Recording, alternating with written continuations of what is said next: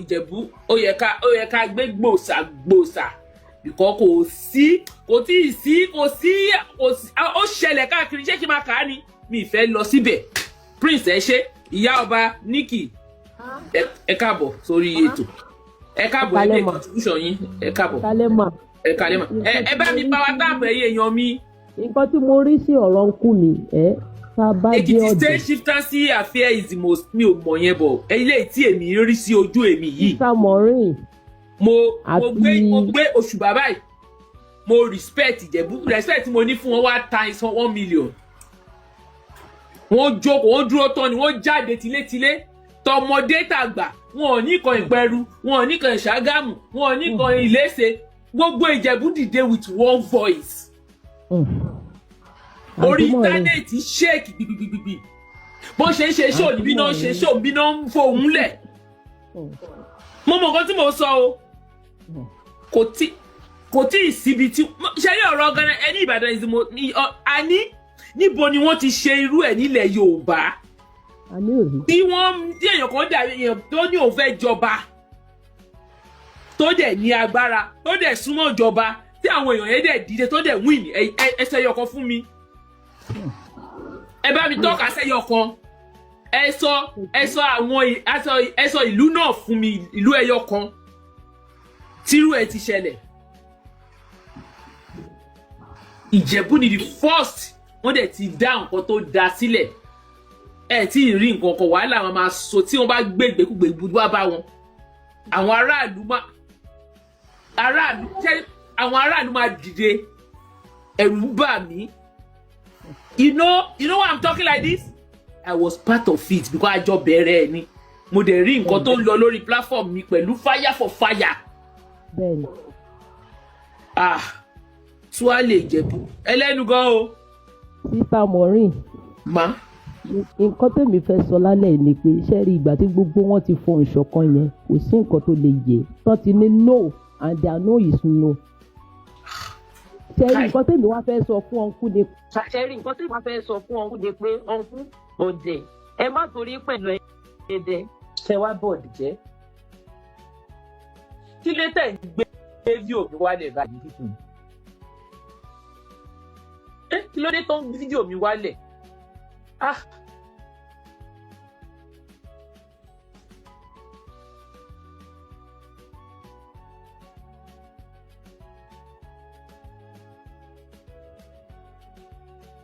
Fami. Kí ló dé tó pípì yìí kàn ń pè wálẹ̀ ní gbogbo kí ló dé? Bó ṣe ká tó lò. Kí ló dé? Ẹ má jẹ jáde fún yín o máa ṣe ṣó mi kọjá ibi tó yẹ kí ṣe dé o. Gbogbo ẹni tẹ́ ń ṣe tẹ́ ń gbé fídíò mi wálẹ̀ mo ń wọ̀n níyìn o. Sister Maureen kí ló dé? Kò yé mi. Why now? Ṣáàdọ́dọ̀ yín ni ẹjọ́ Ìjẹ̀búrẹ́ o gbogbo ẹ̀yin tẹ́ ń ṣe ẹ stop ṣe bẹ́ẹ̀ o. Àdọ́dọ̀ yín. Máa ń jáde tán fún yín o gbádẹ́ bẹ̀rẹ̀ pẹ̀lú yín ọdún kan mi ní kúrò ní ọ̀rọ̀ yín o sóbìrà wá sí. Ẹ sọ fún àwọn tó ń ṣe kọ́ lọ stop ẹ̀. Ṣé àsọ̀rọ̀ Christian ṣe kọ́ Ìjẹ̀bú láǹsọ̀ àti kí gbogbo lédè ní. Níbi ọmọ ìláìkì yín ni o. Bá ṣe ń ṣe nìyẹn ewé ẹgbẹ́ máa ṣe fún wa ní 3 days ago náà nìyẹn bọ́dá Wàsíù máa ń wá bí wọ́n wà bí pẹ̀lú fake account. Ẹ̀dẹ̀ wa ń gbé fake ní wálẹ̀. Kí ló dé àṣàbù yín ìkó tẹ́ ẹ ṣe nìyà. Ẹ máa jẹgba. Wọ́n ń gbò tọrọ bí ètò fi máa lọ correct mistake wọn. Kí ni gbogbo yẹn? Kí ló ń ka yín lára? Ẹ bá mi power tap ẹ bá mi share ẹ bá mi power tap ẹ fi ni ẹ go ahead ya. Kẹ́sì ẹ̀jẹ̀ máa sọ̀rọ̀ àwọn afipágbógun tí ó tọ́ sí wọn. Ẹ̀yin ni ká lọ tún wà ara yín ṣe náà. Àbí.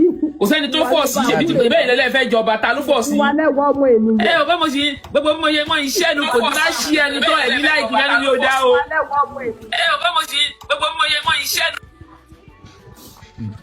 Ẹ go ahead ma. Ẹ continue ẹ máa tó tẹ́ ẹ kù díẹ̀. Ó kù díẹ̀. Ẹ̀dẹ̀ lẹ́wà o. Ẹ má sì torí pé ẹ̀ ń lọ sẹ́dẹ̀ kẹ́ ẹ bá ọ̀dẹ̀ jẹ́. Kò yé bàbá mi mọ wáyé tó fi ń disturb podcast kí náà bá kiri. Ó ti bàjẹ́ nìyẹn o ẹ tọ́jú ìwà yín ìwà lọ́ba àwúre ẹ má jayé àwọn ọmọ yẹn má yé yín ẹ jẹ́ káwọn ọmọ yẹn náà wọ́n ti jẹ́ máa yé káwọn ọmọ yẹn rógolo ẹ jọ̀ọ́ nítorí ọ̀la ni nítorí pé gbogbo nǹkan tẹ́ ẹ̀ ń ṣe yìí ó máa di ọ̀rọ̀ ìtàn ẹ rí i pé ó ti dìtọ̀ ọ̀rẹ́ dìnnà. wọ́n ti ń túṣu désàlẹ̀ kòkò gbogbo ìtàn ìgbésí ayé yín báyìí wọ́n ti bẹ̀rẹ̀ sí ní sọ. ìkan sọ wípé ọ̀rẹ́ òun ẹjọ́ ṣe kékeré ni ó tú gbogbo ẹ̀ lánàá ara mi ṣe gbà ó mo ló ti dé jọ báyìí. ìtìjú ńlá. ọlọ́run gàmú ṣòro ni. ẹ jọ̀ọ́ ṣẹ́rí ìjẹ̀bú èmídòdò tó bá jẹ́ pé yẹn ni gbogbo wa ìṣọ̀kan ṣẹ́rí pé ṣọ̀kan ni tábà ti sọ no báyìí ṣe ti mọ̀ pé no wọ́n no àwọn eléyìí anything tó bá fẹ́ wá gbà. ẹ lè wá sí torí pé ẹ dé lọ́sọ̀kọ̀ òru kan tẹ wá máa fi ọwọ́ lálẹ́ ṣe rí orin tẹ kọ́kọ́ kọ yẹn disqualify ni gédégbé ẹ tójú wọn mọ́lẹ̀. wọ́n tún wá láyà wọ́n sọ fún yín pé ẹ pàdé ní pópó. Oh my goodness ẹ wá ní kán jáde tán fún yín. No, ó ní ẹ fẹ́ bí máa ń bẹ̀ bọ̀dá ní láti gbọ́ yẹn. Ojú wọn yẹn ẹ fẹ́ dojú gbogbo Ìjẹ̀bú mọ́lẹ̀ ẹ mú kékeré ọkọ o ṣe rò pé Ìjẹ̀bú kéré ni wọn kéré wọn dúró gidigba tọ́ba sọ pé yes ni. wọ́n ti ẹ̀rí Ìjẹ̀bú fún ìyẹn ni mi ò láìkì. wọ́n tún wá gbọ̀ ní ilé ẹjọ́ lọ ẹ mọ̀ pé wọ́n sọ nǹkan tó lẹ́tọ̀ọ́ sí wọ́n tún wá lọ àwọn eléyìí ní àyà. ẹ jọ̀ọ́ o ẹ tún ìwà yẹn ìwà gọgọgọgọ ẹ tún ṣe ẹ lọ tún ìwà ṣe ìwà rere lẹ̀ṣọ́ ènìyàn ṣe ti rí pé ìwà ni àwọn Saheed gan wọn bá yín dá sí wọn wò yín ni gbogbo wọn wò yín wọn dá sí mo dẹ̀ mọ̀ pé barista yẹn ká ní kò kú ni ó máa bá yín sòótọ́ ọ̀rọ̀ ká ló sì wà lórí ilẹ̀ alààyè. ẹ jẹ́ arán bọ̀dá mi létí ẹ jẹ́ nǹkan tó ń sọ lélẹ̀.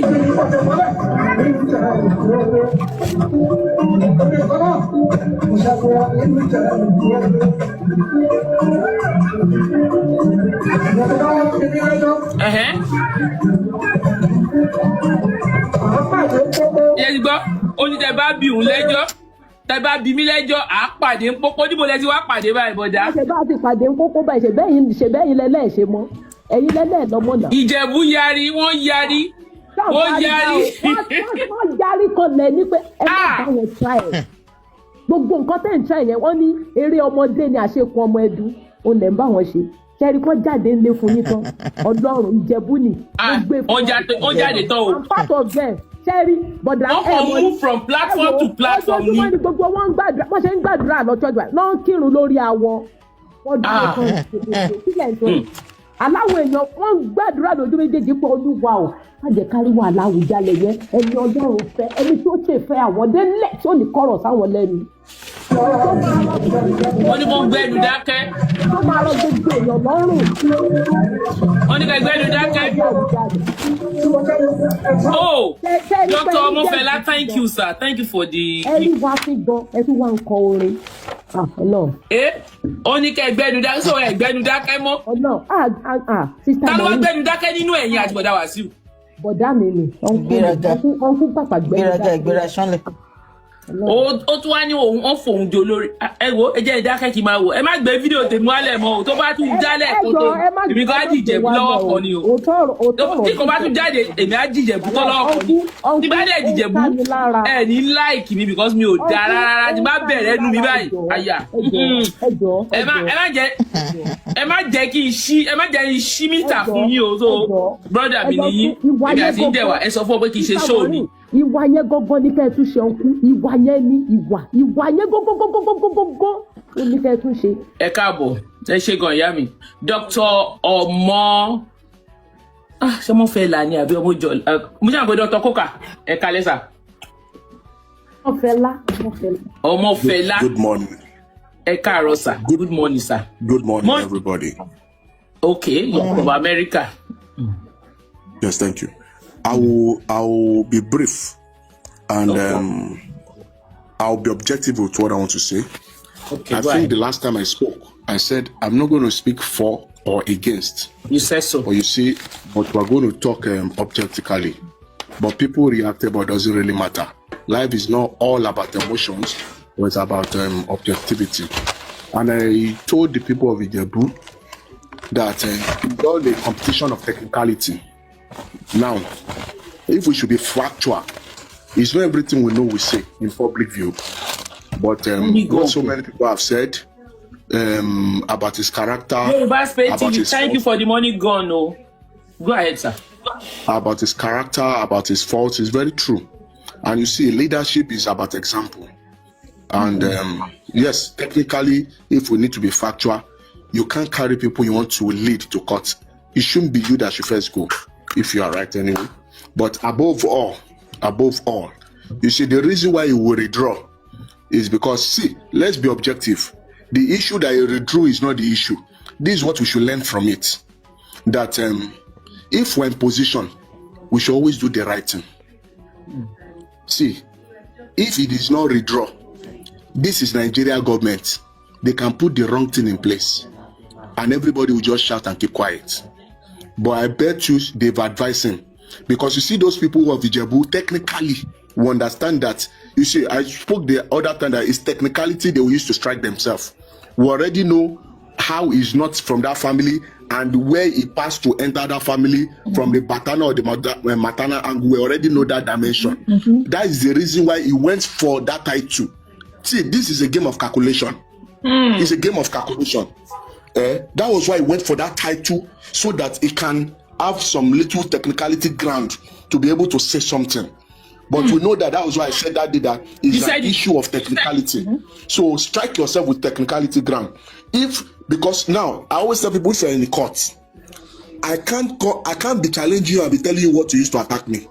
It's you that needs to go and do your research and deal with me in your best way.